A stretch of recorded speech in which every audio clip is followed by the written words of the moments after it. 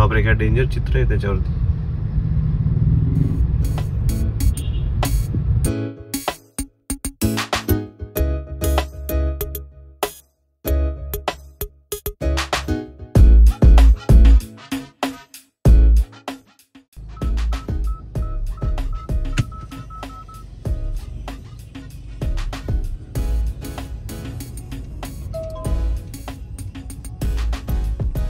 Welcome back to the channel guys. आपण निघालो आहोत आता सध्या बीडला. आता वाजलेले आहेत दुपारचे 2:45. मॅपवरती दाखवत आहे की आपण पोहोचू 11 वाजेपर्यंत, बट आय डाऊट, कारण की खूप गर्दी असणार आहे आता. मागच्या ब्लॉगला मला खूप मजा आली आहे कारण की आय ट्राईड समथिंग एल्स, आणि मी तेच या ब्लॉगमध्ये सुद्धा ट्राय करणार आहे. Hopefully I will be more better in vlogging in front of people.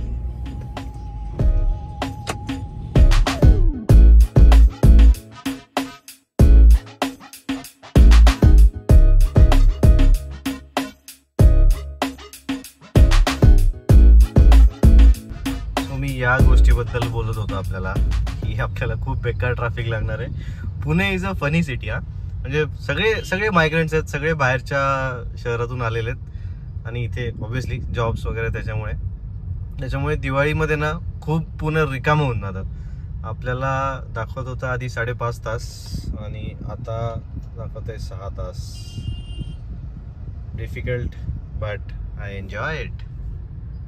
Okay, so जे मी तुम्हाला प्रॉमिस केलं होतं, प्रॉमिस काय बोलतोय, ऑल राईट. सो जे मी म्हटलं होतं की मी या व्हिडिओमध्ये तुम्हाला काहीतरी वेगळं करणार आहे.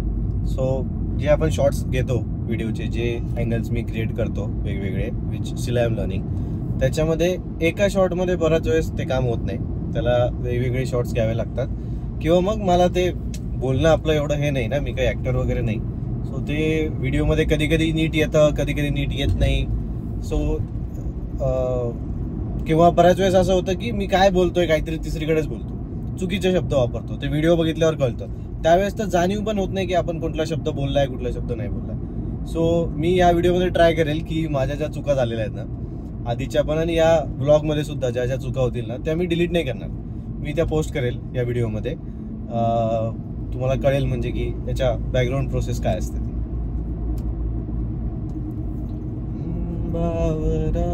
व्हिडिओ बंद करायचा राहिला. अगेन ह्या चुका होतात. तर हाच तो दिवाळीचा घरी जायचा त्रास. आता वाजलेले आहेत 6:30 आणि मी अजून रांजणगावला सुद्धा नाही पोहोचलो आहे. मला जेव्हा मी निघालो होतो तेव्हा दाखवत होतं की मी 10 वाजता बीडला पोहोचेल, आणि आता बघा काय दाखवत आहे. If you can see. तर या ट्रॅफिकचं काय करायचं. ही बघा लाईन कुठपर्यंत आहे आता. ही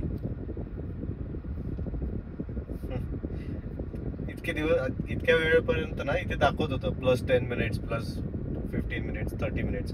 आता एवढी मोठी रेड लाईन बघून त्यांनी ते पण सोडून दिलं, दाखवलंच नाही.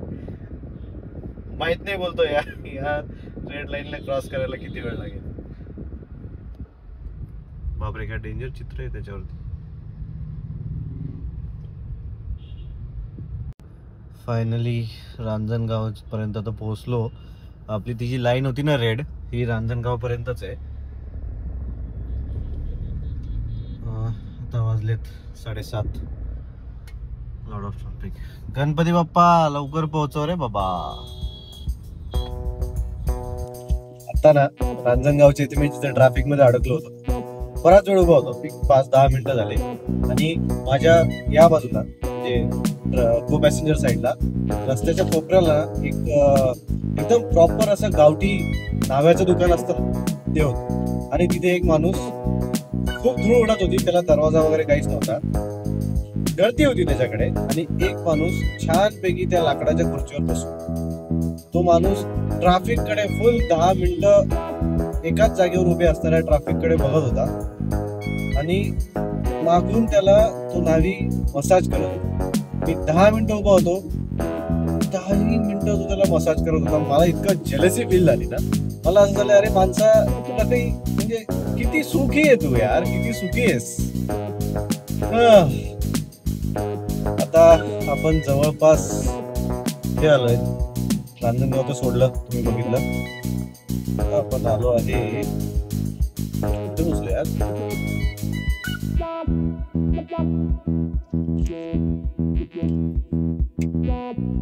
कळत नाहीये मला.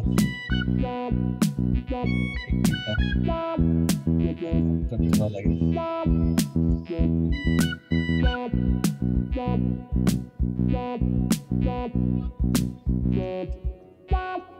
अरे अजून रांजणगाव MIDC चा आहे, रांजणगाव MIDC.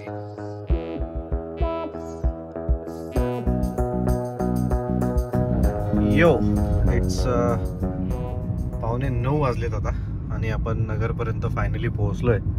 अथक प्रयत्नानंतर, कष्टांनंतर, लोकांना मस्तपैकी मॉलिश करत बघताना आणि स्वतःला ट्रॅफिकमुळे अडकलेलं असताना आपण इथे आता पोहोचलोय. इथून आपल्याला राईट घ्यायचा आहे कारण की आपल्याला जायचं आहे बीडला. जर आपल्याला औरंगाबादला जायचं असतं तर आपण जाऊ सरळ. फडके का लावलेले असतात यार यांनी.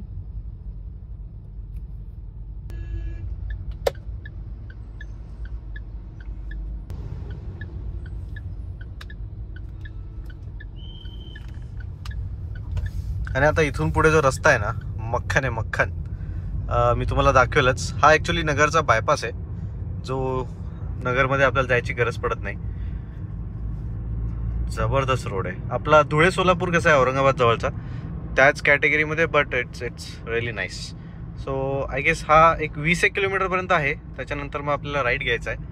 तिकडनं आपल्याला जायचं आहे पाथर्डी.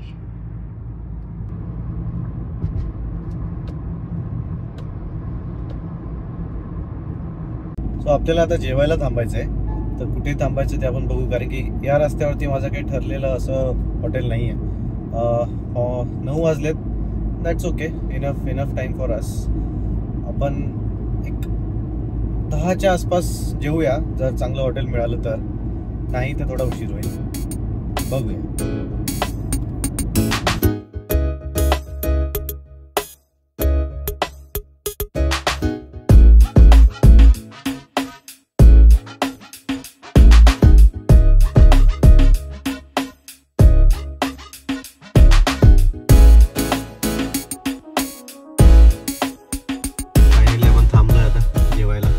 लास्ट टाइम मी, कोमल आणि तिचे 2 बहिणी चाललो होतो. सो त्यावेळेस मला एक हॉटेल सापडलं होतं, चांगलं होतं. खूप पाऊस चालू होता त्यावेळेस. आम्हाला हे कसं तरी सापडलं. छोटंसं आहे, ढाबा आहे, बट मला जेवण खूप आवडलं होतं इथलं. सो त्यामुळे मी तिथं परत थांबलोय. हे दिसेल तुम्हाला हॉटेलचं नाव, गुरुदेव. छोटंसं आहे, फार मोठं नाही आहे, but I like it. Tandoori रोटी असली तर आपल्याला काही पण चालतं. मस्तपैकी लसूणी मेथी ऑर्डर केली आहे मी. लास्ट टाइम पण तीच खाल्ली होती. आणि त्याच्याशी बोललो तेव्हा त्यांनी ओळखलं मला सरप्रायझिंगली. बोलला मी लास्ट टाइम आलो होतो त्याला म्हटलं. तो म्हणतो की हो मला आठवतं म्हणे, मी आलो होतो तुमच्याकडे.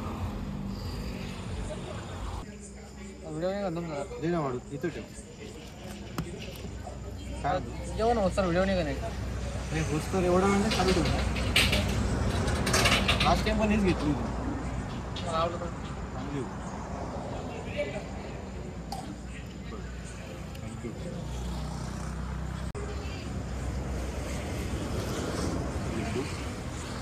सुंदर अशी लसूण मेथी आहे.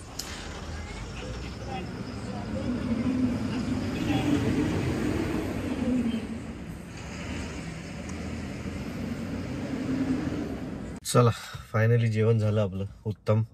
रात्री तसं जास्त जेवायला नाही पाहिजे आणि ट्रॅव्हलिंगमध्ये तर बिलकुलच नाही, पण चव एवढी चांगली असताना मला कंट्रोल नाही होत. सो जेवून घेतलं मी पोटभर. तिथे एक लहान मुलगा पण होता. त्यांनी मला येऊन विचारलं की ब्लॉगिंग करता का तुम्ही. तो खूपच लहान आहे, म्हणजे अगदीच एक 12-15 वर्षाचा असेल मे बी, त्या ओनरचा मुलगा असेल. मी म्हटलं हो रे बाळा, आत्ता सुरू केलं आहे मी.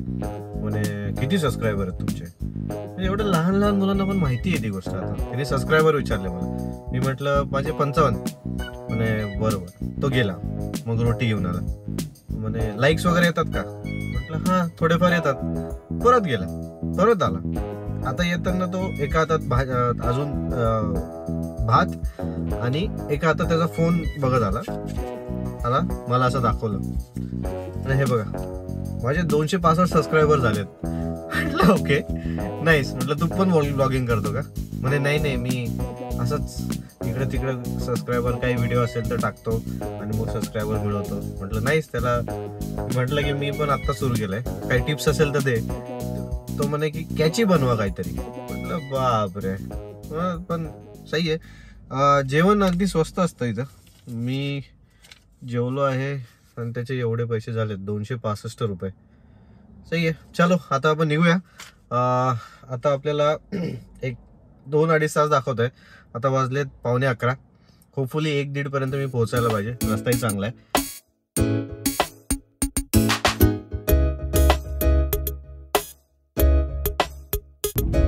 बघितलं रस्ता किती रिकामा आहे. उगी एक्का दुक्का गाडी आहे रस्त्यावरती. बट लास्ट टाइम जेव्हा आम्ही आलो होतो ना, त्यावेळेस आम्ही एका पेट्रोल पंपावर थांबलो होतो आणि तिथे आम्हाला कळालं होतं की रस्ता चांगला आहे. सो मोठा देवी लागते या रस्त्याने आणि एकदम स्ट्रेट रस्ता आहे, सरळ म्हणजे सरळ. त्याच्यामध्ये अगदी कुठेतरी वळण आहेत आणि अंधार खूप आहे. मी लाईट बंद केलं तर बहुतेक तुम्हाला दिसणार पण नाही. मी लेट्स ट्राय. थोडा दिसतोय बट क्वालिटी खूपच खराब झाली आहे. सो मला पोहोचायला एक 12-20 वाजले होते. तोपर्यंत ईशान झोपला होता. मला खूप इच्छा होती त्याला उठवायची, पण म्हटलं नको, जाऊ द्या. सकाळी उठल्यानंतर मग मी त्याला छानपैकी त्या गल्ल्यांमधनं वॉकला घेऊन गेलो. आत्तापर्यंतचा ब्लॉग जर तुम्हाला आवडला असेल आणि चॅनलवर जर तुम्ही नवीन असाल तर चॅनलला सबस्क्राईब करा आणि व्हिडिओजला लाईक करा, कमेंट करा. Till then, tata, bye bye, see you in the next one.